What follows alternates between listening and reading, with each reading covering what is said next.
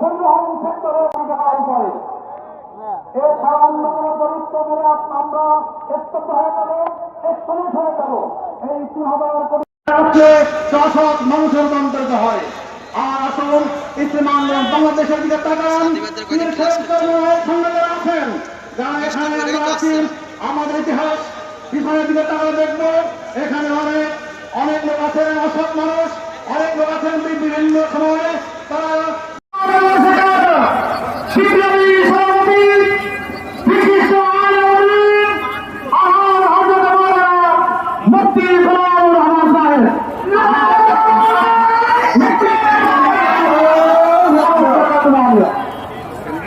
আমরা সবাই খাতা দিয়ে নামাই দিই।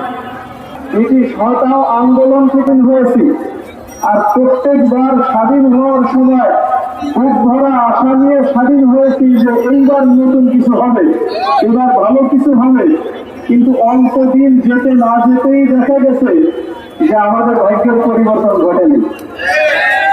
আর ততদিন পর্যন্ত ভাগ্যের পরিবর্তন ঘটছেও না যতদিন পর্যন্ত আমরা আমাদের নীতি আদর্শ, নীতি নৈতিকতা